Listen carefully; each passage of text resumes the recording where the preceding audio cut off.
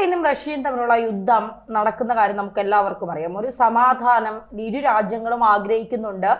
മാത്രമല്ല റഷ്യയുടെ ചില കാര്യ ഈ ഉക്രൈനോടുള്ള ചില നിലപാടുകളിലൊക്കെ പല രാജ്യങ്ങൾക്കും വിരുദ്ധ അഭിപ്രായവുമുണ്ട്. പക്ഷേ ഇന്ത്യ എപ്പോഴും സമാധാനത്തിന്, നിങ്ങൾ രണ്ടുപേരും സമാധാനത്തോടെ, രണ്ട് രാജ്യങ്ങളും സമാധാനത്തോടെ പോകണം, കാരണം ജനങ്ങളുടെ ജീവിതം കൂടി ദുരിതമാകുന്നു എന്നുള്ളൊരു മുന്നറിയിപ്പ് ഇന്ത്യ എപ്പോഴും നൽകുന്നുണ്ട്. ഇതിനിടയ്ക്ക് കളിക്കുന്നത് മുഴുവൻ ട്രംപാണ്. ട്രംപ് തന്നെയാണ് യുദ്ധമുണ്ടാക്കുന്നതും അതിനാവശ്യമുള്ള സാമഗ്രികൾ വിതരണം ചെയ്യുന്നതും. യുദ്ധം അവസാനിപ്പിക്കാനായി മുന്നോട്ട് വരുന്നത് ട്രംപാണ്. കാരണം ട്രംപിന് പല ലക്ഷ്യങ്ങളുണ്ട്. ഒന്ന്, ഈ യുദ്ധമുണ്ടാകുമ്പോൾ ആയുധങ്ങൾ ഒരുപാട് വേണ്ടി വരും ഇരു രാജ്യങ്ങൾക്കും. അത് അമേരിക്കയിൽ നിന്ന് വിൽപ്പന നടത്തും. അതിലൂടെ സാമ്പത്തിക നേട്ടം ഉണ്ടാക്കുക, അമേരിക്കയുടെ വളർച്ച ഉണ്ടാക്കുക.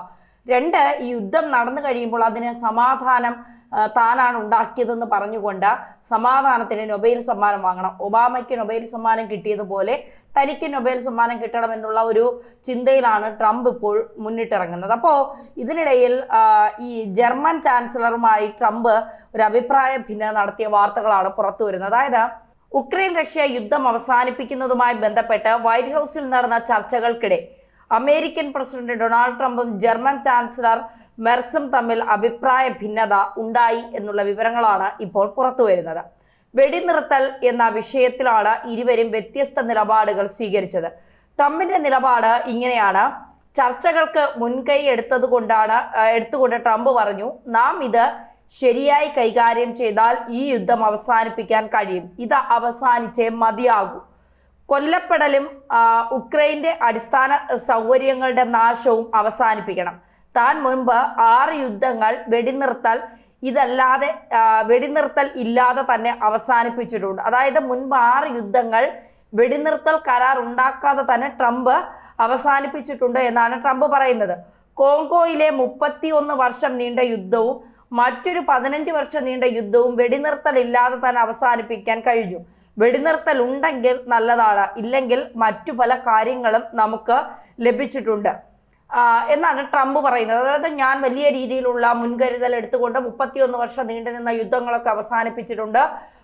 ഞാൻ പലതവണ ഇന്ത്യയും പാകിസ്ഥാനും തമ്മിലുള്ള വെടിനിർത്തൽ കരാർ ഉണ്ടാക്കിയത് ഞാൻ മധ്യസ്ഥത വഹിച്ചുകൊണ്ടാണെന്ന് ഏകദേശം ഒരുപാട് സ്ഥലങ്ങളിൽ 30ഓളം സ്ഥലങ്ങളിൽ ട്രംപ് ആവർത്തിച്ചു. ഇന്ത്യ അതിൽ താക്കീത് നൽകിയിട്ട് ട്രംപ് ആ ആവർത്തനം തുടർന്നുകൊണ്ടേയിരിക്കുകയാണ്. ഇപ്പോൾ ട്രംപ് പറയാണ്, നമുക്ക് പലതും ലഭിച്ചിട്ടുണ്ട്, വെടിനിർത്തൽ അല്ലാതെ തന്നെ ഇത് അവസാനിപ്പിക്കാൻ. അതുകൊണ്ട് അത്തരത്തിലുള്ള ഒരു നടപടി എടുക്കാൻ ഞാൻ തയ്യാറാണ്.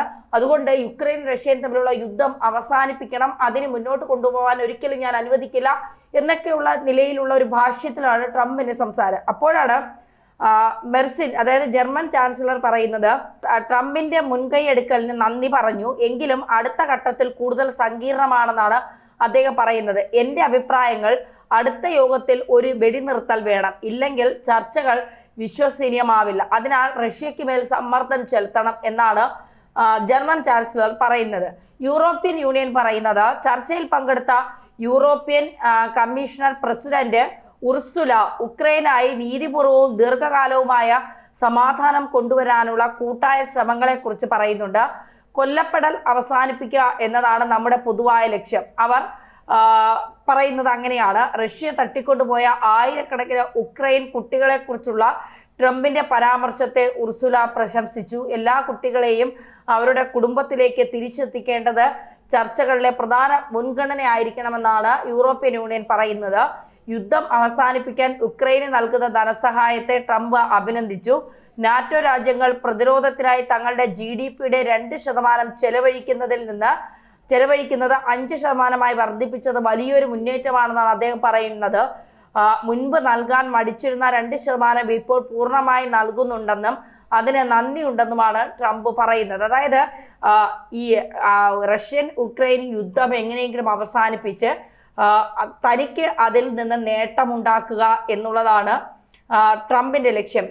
കുറെ കാലങ്ങളായി ട്രംപ് ഇത് പറയുന്നുണ്ട്. പക്ഷേ റഷ്യ എന്താണ് ആഗ്രഹിക്കുന്നത്, അതിന് പിന്നോട്ട് മാറാൻ റഷ്യ തയ്യാറല്ല എന്നാണ് റഷ്യയുടെ നിലപാട് എന്ന് പറയുന്നത്. അതായത് 4 വർഷമായി നീണ്ടു നിൽക്കുന്ന റഷ്യൻ യുക്രൈൻ യുദ്ധം അവസാനിപ്പിക്കുക ലക്ഷ്യമിട്ട് കഴിഞ്ഞ വെള്ളിയാഴ്ചയാണ് അമേരിക്കൻ പ്രസിഡന്റ് ഡൊണാൾഡ് ട്രംപും റഷ്യൻ പ്രസിഡന്റ് വ്ളാഡിമിർ പുടിനും നടത്തിയ അലാസ്ക ചർച്ചയെ ഏറെ പ്രതീക്ഷയോടെയായിരുന്നു ലോകം ഉറ്റുനോക്കിയത്.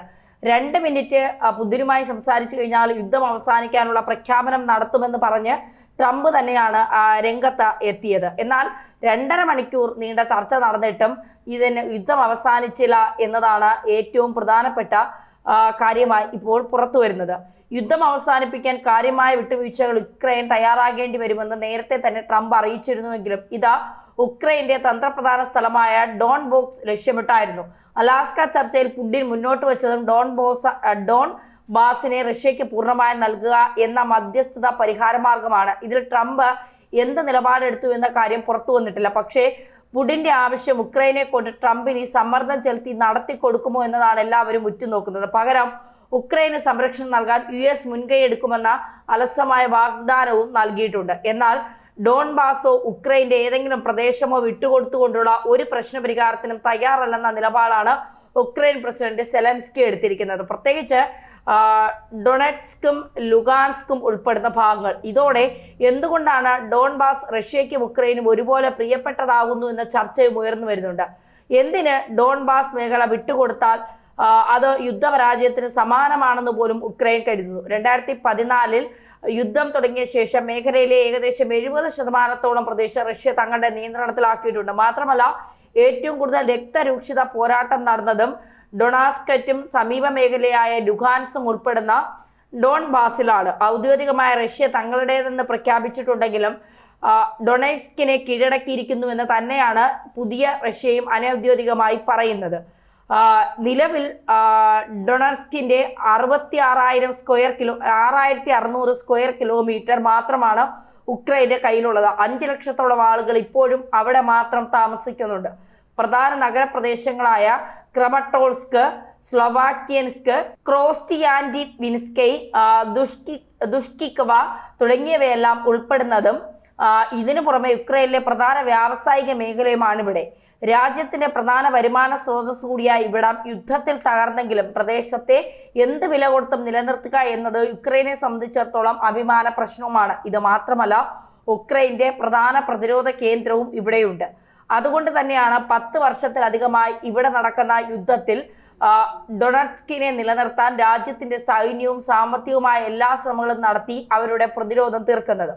2022 റഷ്യ ഉക്രൈനിൽ സമ്പൂർണ്ണ അധിനിവേശത്തിന് തുടക്കം കുറിച്ചപ്പോഴും ഉക്രൈൻ കൂടുതൽ ശ്രദ്ധയും പ്രതിരോധ പ്രവർത്തനവും നടത്തിയത് ഡൊണാസ്കിന് വേണ്ടിയായിരുന്നു എന്നുള്ള വിലയിരുത്തലാണ് പുറത്തു വരുന്നത്. എന്തായാലും റഷ്യ ഉക്രൈൻ യുദ്ധം അവസാനിക്കുമോ? കാത്തിരുന്ന് തന്നെ കാണാം.